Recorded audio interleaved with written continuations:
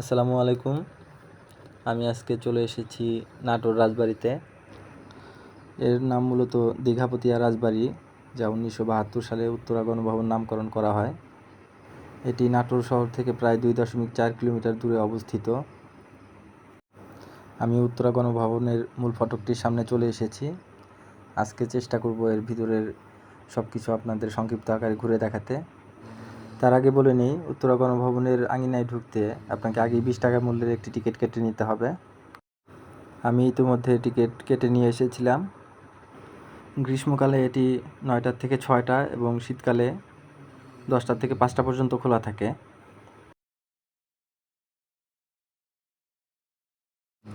চলুন আমি আপনাদের ভিতরে চারপাশটা একটু ঘুরিয়ে দেখাই। যদিও সময় স্বল্পতার কারণে খুব ভালোভাবে এখানে ঘুরতে পারিনি, তবে ভিতরের পরিবেশটা অনেক ভালো ছিল। মূল ফটক দিয়ে ঢোকার পরই কিছু দূরে এগিয়ে আসলে এই কামানটি চোখে পড়ে। এই সময় সংস্কারের কাজ চলছিল এখানে। আর এই কামানের পরে যে বিল্ডিংটি দেখা যাচ্ছে, এটা মূলত মন্ত্রিসভা ছিল রাজাদের। এগুলো সবই মোটামুটি বন্ধ ছিল, কারণ ওই সময় সংস্কারের কাজ চলছিল এদিকে, যার কারণে শুধু বাহির থেকে এগুলোকে দেখতে পেরেছি, ভিতরে যাওয়া সম্ভব হয়নি। প্রাসাদের এখানে বাম দিকে উপরে দোতলায় যাবার সিঁড়ি। তো আমরা উপরে দোতলার দিকে যাব, যদিও এখানে সব কিছুই বন্ধ রয়েছে, ভিতরে ঢোকার কোনো উপায় নেই। তারপরে আমরা দোতলার দিকে গিয়েছিলাম এমনিতে দেখার জন্য কী অবস্থা।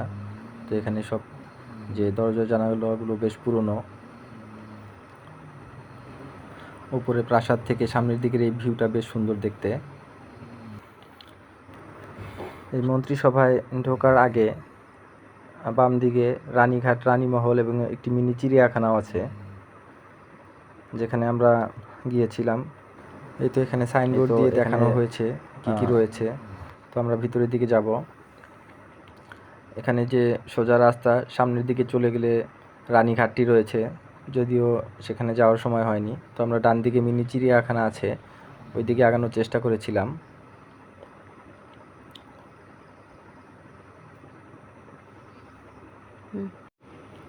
প্রাসাদের ভিতর বহু প্রাচীন ও দুর্লভ প্রজাতির গাছের সমাবেশ ও সমারোহ রয়েছে।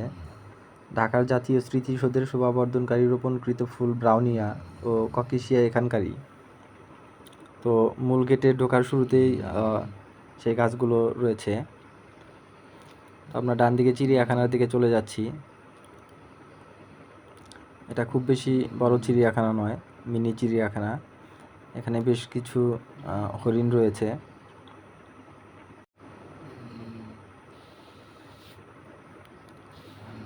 আমরা চিড়িয়াখানার দিকে এগিয়ে যাচ্ছি এবং হাতের বাম দিকে যে জায়গাটা দেখা যাচ্ছে ওই দিকটায় মূলত রানীঘাট ছিল, যেখানে বেশ বড় একটি পুকুর রয়েছে। আর সামনে যে দেয়ালটি দেখা যাচ্ছে এটি চিড়িয়াখানার দেয়াল। এই তো চিড়িয়াখানার ভিতরে ওইদিকে বেশ কিছু হরিণ দেখা যাচ্ছে।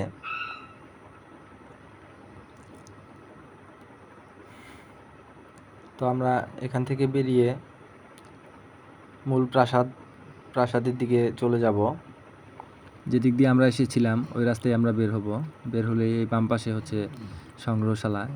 এটি হচ্ছে সেই সংগ্রহশালা। এই সংগ্রহশালাটিও বন্ধ ছিল।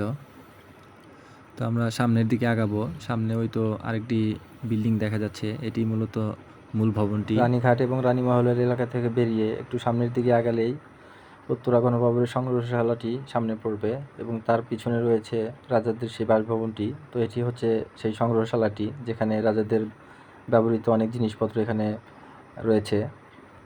তো সংগ্রহশালাটি বন্ধ ছিল, যার কারণে আমরা ঢুকতে পারিনি। এখন আমরা যে জায়গাটি দেখতে পাচ্ছি বা যে বিল্ডিংটি, এটি হচ্ছে রাজাদের প্রাসাদ ছিল। তো প্রাসাদটি দেখতে আসলে অনেক সুন্দর ছিল।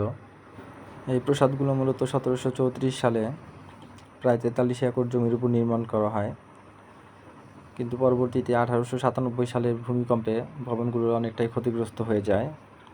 এই গণভবনের ভিতরে 6টার মতন পুকুর রয়েছে।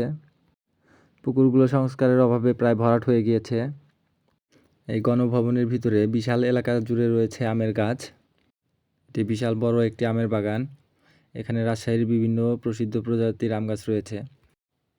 এই আম বাগান পার হয়ে আমি বাইরের দিকে চলে যাচ্ছি। এই রাস্তাটি মূল গেটের দিকে চলে গিয়েছে, তো আমি বাইরে বের হওয়ার জন্য এগিয়ে যাচ্ছি সামনের দিকে। তো প্রায় চলে এসেছি বের হয়ে যাওয়ার মতো। আজকের মতো এখানেই বিদায়। আল্লাহ হাফিজ। ধন্যবাদ সবাইকে।